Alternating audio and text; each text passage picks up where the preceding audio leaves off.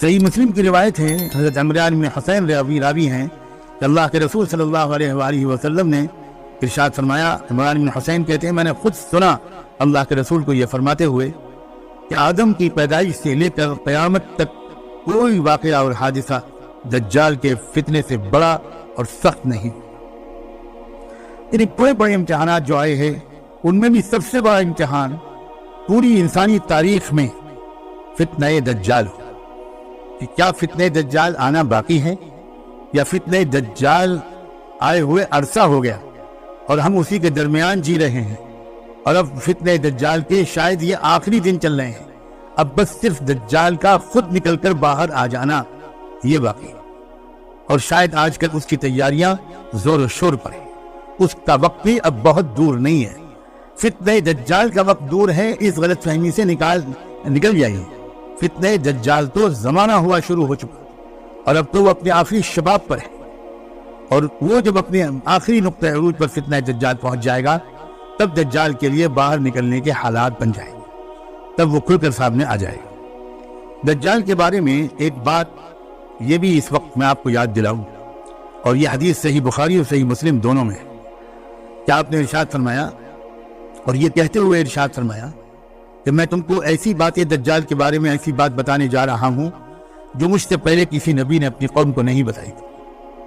اور اس وقت آپ نے ایک بات یہ فرمائی، انہ اعور، کہ وہ کانا ہوگا، ایک آنکھ سے دیکھنے والا ہوگا۔ کیا مطلب ہے اس کا؟ سچی بات یہ ہے کہ کوئی یقین کے ساتھ یہ کہنا کہ اس ارشاد کا یہ مطلب ہے، یہ شاید ابھی قبل از وقت ہے۔ اس کا ایک مطلب یہ بھی ہو سکتا ہے، جیسا کہ بعض اہل علم کا خیال ہے، کہ اصل میں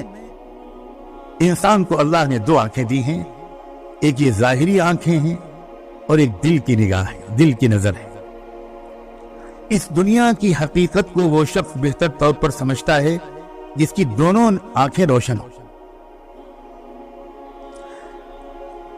دجال کا جو فتنہ ہوگا اس کے اثر سے یہ صورتحال ہوگی کہ انسان کی صرف مادی آنکھ پوری رہے گی، اور وہ ہر چیز کو ظاہری، مادی، سیاسی، بالکل پرائما فیسائی جو جس کو انگریزی میں کہتے ہیں، اس نظر سے دیکھ کر رائے قائم کرے۔ اور جبکہ چیزوں کی حقیقت کو سمجھنے کے لیے صرف یہ والی ظاہری آنکھ کافی نہیں ہوتی، انسان کے دل دماغ کی نظر بھی، نگاہ بھی کھلی ہوئی ہونی چاہیے، تبھی وہ چیزوں کی حقیقت کو سمجھ سکتا ہے۔ دجال ساری دنیا کے انسانوں کو ایسا لگتا ہے کہ وہ کانا بنا دے گا۔ یہ میں سمجھانے کے لیے بات عرض کروں، کیا مطلب کانا بنا دے گا؟ یعنی فتنہ دجال کی وجہ سے جو مہلک اور مضر اثرات پڑیں گے، اس میں ایک بہت بڑا اثر یہ ہوگا کہ انسانوں کی غالب اکثریت کی دل کی نظر بند ہو جائے اور وہ دھوکہ آسانی سے کھا جائے گا۔ دجال جو دھوکے میں ڈالنا چاہے گا بڑی آسانی سے لوگ اس بات کو ایکسپٹ کر لیں۔ آپ کو آگے چل کر انشاءاللہ یہ بات زیادہ تفصیل سے بتائی جائے گی کہ دجال کو دجال کہا ہی اس لیے گیا ہے کہ وہ انسانی تاریخ کا سب سے بڑا دھوکہ دینے کا ماہر انسان، ماہر ہستی ہے وہ۔ اس کا اصل کام ہی ہے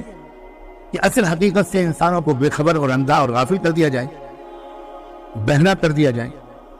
اور جو بالکل غلط ہے اس کو صحیح کر کے دکھا دیا جائے، اور ایک نظر بندی کر دی جائے، انسانوں کو مسمرائز کر دیا جائے، پروپیگنڈے سے متاثر ہونے کی عادت انسانوں کے اندر ڈال دی جائے، اور حقیقت کو غور کرنا اور سمجھنے کی کوشش کرنا اور سمجھ لینے کی صلاحیت ان کے اندر سے چھن جائے۔ ایسا معلوم ہوتا ہے کہ شاید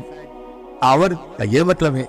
اور کوئی بعید نہیں کہ ظاہری طور پر بھی وہ کانا ہو سکتا ہے، ہم نہیں کہہ سکتے کہ صرف یہی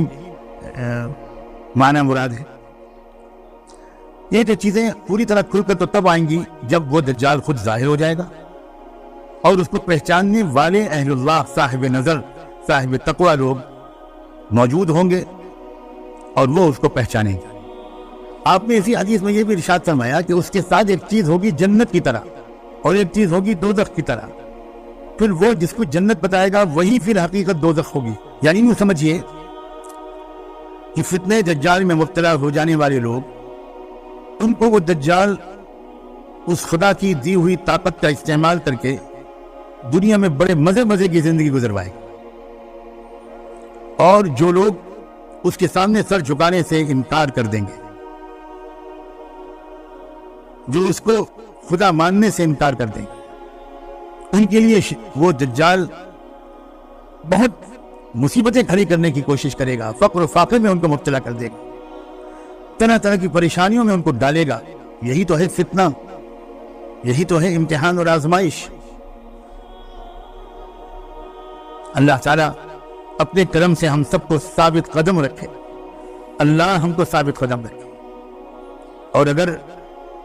سچائی پر جمے رہنے کی وجہ سے کچھ تکلیفیں برداشت کرنی پڑیں تو اللہ ہم کو اس کی ہمت دے، اللہ ہم کو اس کا حوصلہ دے۔ میرا تو خیال یہ ہے کہ اس وقت سب سے زیادہ اللہ تعالیٰ سے یہی ہمت اور استقامت کی دعا مانگنی چاہیے، کیونکہ ساری اگلی کامیابیاں اسی ہمت و استقامت پر ڈیپینڈ کرتی ہیں۔ یہ مل گئی تو سب مل گیا، اور یہ چھن گئی تو پھر اللہ کی پناہ۔ ایک بات اور سمجھیے، دیکھیے اس دنیا کو اللہ تعالیٰ نے ہماری خواہش کے مطابق مزے کی زندگی گزارنے کی جگہ نہیں بنایا۔ ہماری سب سے پہلی بڑی غلطی یہ ہے کہ ہم اس دنیاوی زندگی کو اصل میں ایک مزے کی زندگی گزارنے کا ایک پیریڈ سمجھتے ہیں، اور اسی لیے جب کوئی پریشانی آتی ہے تو بہت زیادہ پریشان ہوتے ہیں۔ اصل میں یہ دنیاوی زندگی امتحان کے لیے ہے، کوئی نہ کوئی امتحان مستقل لگا رہتا ہے اس دنیاوی زندگی میں، یہ ہے ہی اس لیے۔ اور انبیاء علیہ السلام اللہ تعالیٰ نے بھیجے اس لیے کہ انسانوں کے اندر اچھائی کو قبول کر کے نیک بننے کی صلاحیت بھی بھرپور ہے، اور برائی کی بھی صلاحیت بھرپور ہے، انصاف کی صلاحیت بھی انسان میں بھرپور ہے، اور ظلم کی صلاحیت بھی بھرپور ہے، علم کی صلاحیت بھی انسان میں بھرپور ہے، اور جہالت کی صلاحیت بھی انسان میں بھرپور ہے۔ انہ کان ظلوما جہولا۔ اللہ وہ قرآن جو بڑی مشقتوں کے ساتھ آپ کے محبوب پر اترا، جس کے بعد آپ کو کہنا پڑا طٰہٰ ما انزلنا علیک القرآن لتشقیٰ، محمد اتنی تکلیف کیوں اٹھا رہے ہو؟